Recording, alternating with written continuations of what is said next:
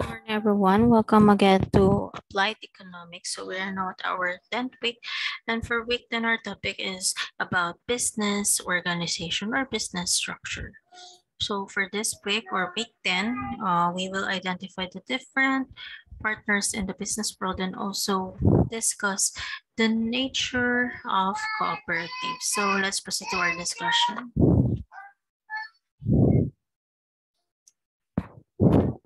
So we could see here our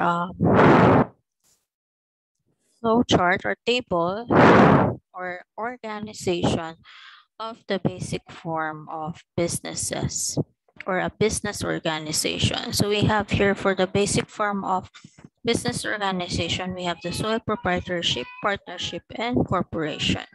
Under partnership, we have two types. We have the general partnership and limited partnership. And for our corporation, we have the regular corporation and subchapter corporation. So let's first discuss our first basic form of business organization. We have the sole proprietorship, and it is the simplest form of ownership. And usually, an enterprise is owned by a single individual. This is well suited to professional and service enterprises. So, an example is dental clinics, architect offices, repair shops, and computer shops. Advantages of sole proprietorship is the control of business is entirely in the hands of the owner. He is free to do as he thinks best without interference from others. He makes a prompt decision. Another advantage is the owner is forced to rely on his own resources, thus makes himself worthy of responsibility in planning and decisions. Another advantage is the profit belongs entirely to the owner. He thinks of ways and means to operate business in a most efficient way to optimize profits. Another advantage is less legal formalities as to expand, reorganize, sold, or discontinued operations, sell or purchase assets, etc. Another advantage is that the personal satisfaction from being an independent worker. So, syempre, kung ganon, you are free from directions, instructions, and implementation of rules decided by others. So, you will enjoy better social standing. And of course, it is open to all. Anybody who wishes to own his business can do so provided he abides by the regularities. For sole proprietorship, we also have some disadvantage or the cons.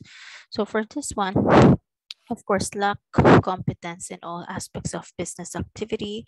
The talents and skills of other persons are not pulled. Specialization and division of labor are not maximized as well.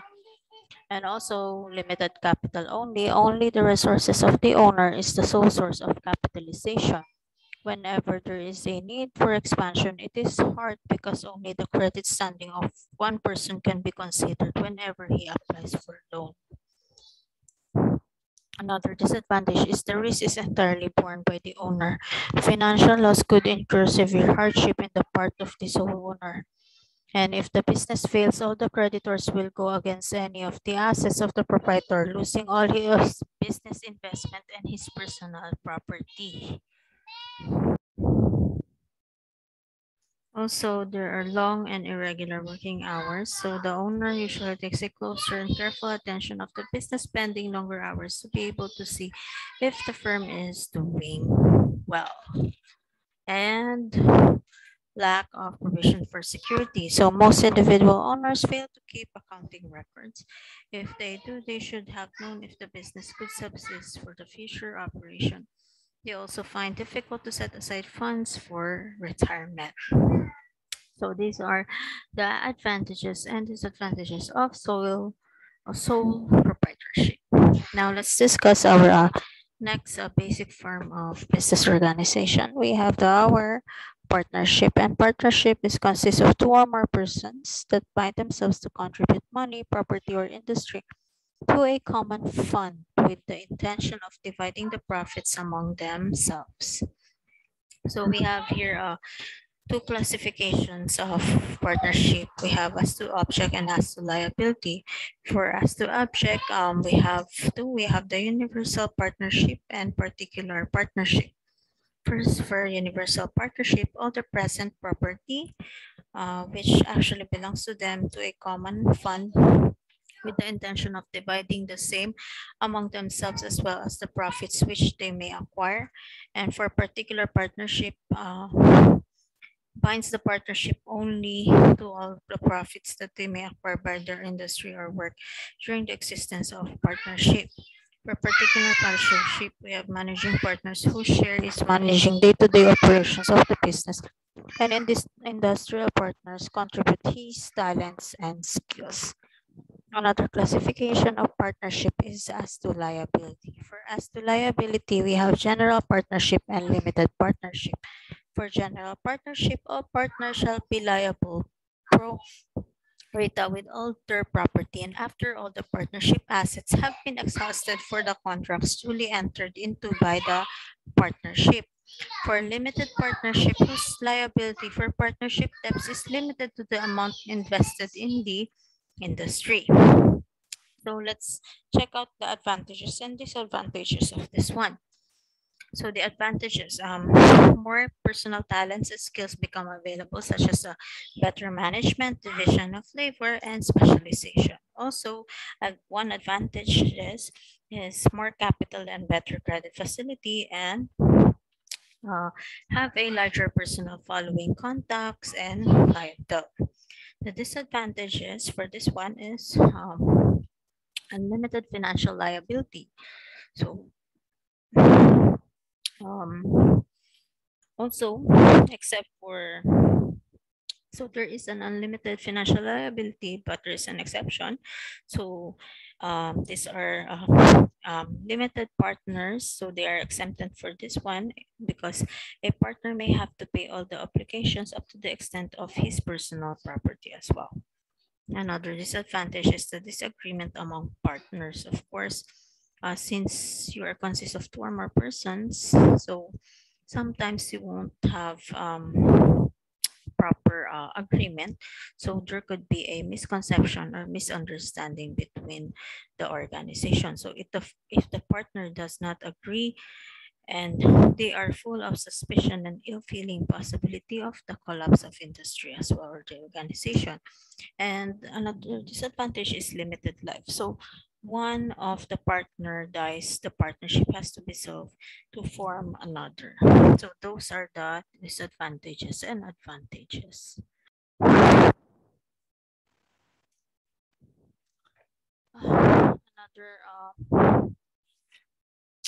basic form of business organization is corporation. So for corporation, artificial being created by operation of law. So having the right of succession and the powers, attributes, and properties expressly authorized by law or incident to its existence. So for this one, corporation is composed of not less than 5 but not more than 15 persons of legal age, and majority should be resident of the Philippines. So for corporation, it has a perpetual life. So example of corporation companies here in the Philippines, we have the NAPCOR, PAGCOR, Metrobank, RFM, Ayala, Robina, and Jollibee, and so on and so forth. For this one, we have some advantages. So stockholders are not liable for liabilities of the corporation beyond their investments. Also, there is a stability of existence. So the death of any shareholder will not discontinue its operation because it has a perpetual life. Also, it has the best access of management because of huge resources and large-scale operation. Another advantage is the most effective way of capitalization, and its securities and credit facilities extended are massive. For the disadvantages, there's a limitation on corporate activities, so no activity should be done outside its character. Also, submission of special reports required by the authorities to submit financial report regularly.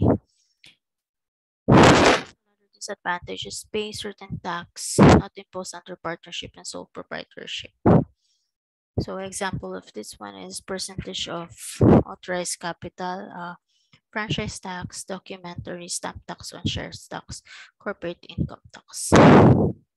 Another disadvantage is control may be exercised by a small group of stockholders only. And also large clerical works is another disadvantage. So for corporation, we have two types of corporation security. We have the stocks and the bonds. So for stocks, these are the certificates of investment or ownership, and the bonds is the certificate of indebtedness. And usually these stockholders are people who have a share of stocks or ownership in the corporation or the business organization. And so now that we have talked about the stockholders, stockholders has two types. So we have the preferred shares and the common shares. For preferred shares, these are shares which is sold to all the people who do not have direct control and management to the business. Holders of these shares are called preferred stockholders and have the first claim against earning and assets of the corporation. The dividends are computed on a basis of cumulative and with fixed rate. For common shares, these are shares which are actually owned by the brains of the corporation. The holders of this share are called common stockholders, and they have the direct control and the voice in the management and primary risk in the business activity. Usually for this one, the dividends they get depends upon the earnings of the company. So these are for the stockholders. Now, bonds are the certificate of indebtedness. So let's talk about the bondholders. So bondholders are the people who actually lend money to the corporation with interest. They do not have voice in the management of the business, but their interest should be paid regularly. We have three kinds of bondholders. We have the first mortgage bondholders, and these are those who have the first and lowest interest claim against the earnings and assets of the corporation.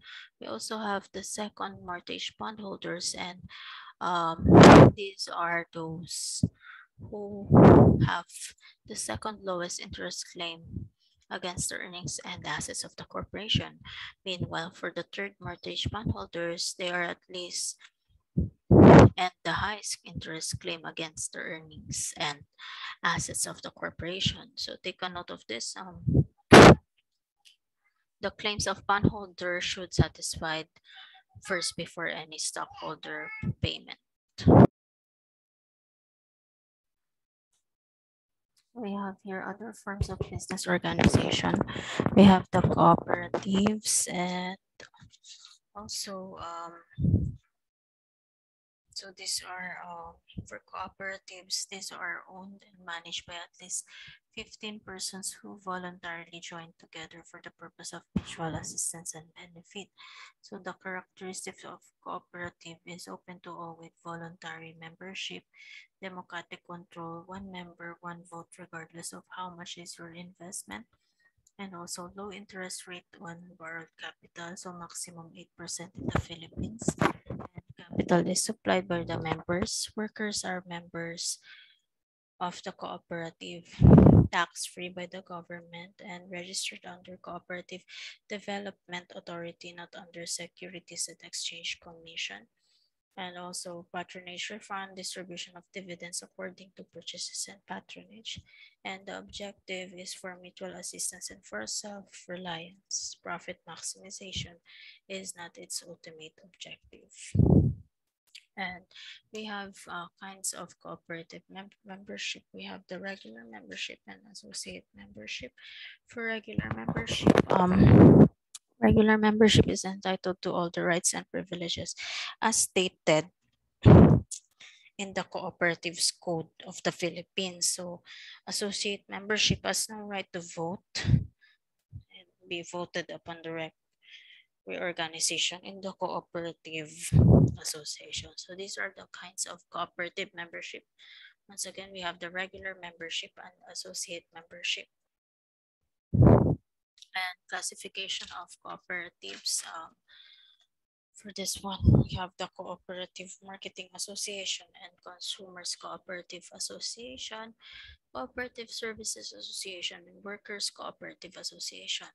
Cooperative Marketing Association is composed of producers. They sell their product and procure their needed items for production. Consumers Cooperative Association, households pool their resources in order to have needed goods and services available for the establishment of a store.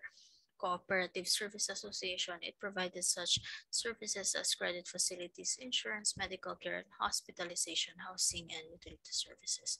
Workers Cooperative Association, it pools the labor of its members for joint action as in stevedore unions and harvest and joint business venture or business syndicate. So for this one, these are the classification of cooperatives and the kinds of cooperative membership. For the joint business venture, this is another form of business organization aside from cooperative. So let's talk about the joint business venture and the characteristics of joint business venture. It is organized by several corporations to carry out a particular large project. Example of this one is the underwriting of a multi-million peso securities issued by a group of investment houses, the construction of naval bases, construction of MRT flyovers, or other million peso project by the government or private sector. Also, it has limited life because if the purpose is realized, so the business ends. So let's check out the video discussion regarding about our topic for this week.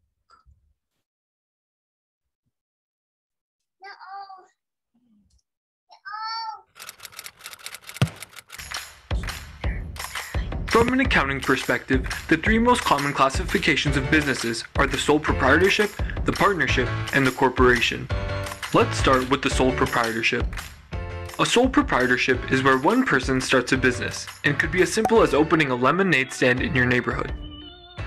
It's easy to set up, you have full control over it, and there aren't many tax requirements. However, there are some drawbacks. In a sole proprietorship, you have unlimited liability. This means that if your business is unable to meet financial obligations, a creditor, like the bank, can come after your personal assets, such as your house or even your car. The primary way you'd be financing your business is through bank loans or personal investments, and the life of your business is only as long as your own. Now let's say you decide to open a lemonade stand, but this time with a few friends. This would be considered a partnership. A partnership is quite similar in the sense that it's also very easy to set up and has no special tax requirements. There is shared control of the business and you have access to a lot more resources. One of the biggest consequences of a partnership, however, is that you are liable for any of your partner's debts or bad decisions. Finally, the third type of business organization is a corporation. Unlike the first two, a corporation is a separate legal entity. Think of it as its own person. It is much harder to set up and has its own tax requirements. The benefits of incorporating your business can be quite rewarding though. Through stockholders, you can raise a large amount of capital. You are not personally liable for the business's debts, and the life of the business is infinite and doesn't parallel the life of any individual. You are most likely interacting with all three of these business organizations on a daily basis without even noticing. The best business organization for any business depends heavily on the long-term goals of the business, but is an important distinction to make.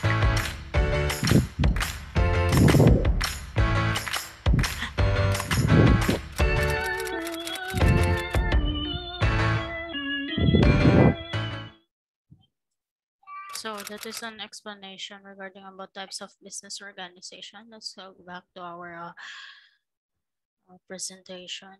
So we have here on your handouts or PDF files, we have two activities.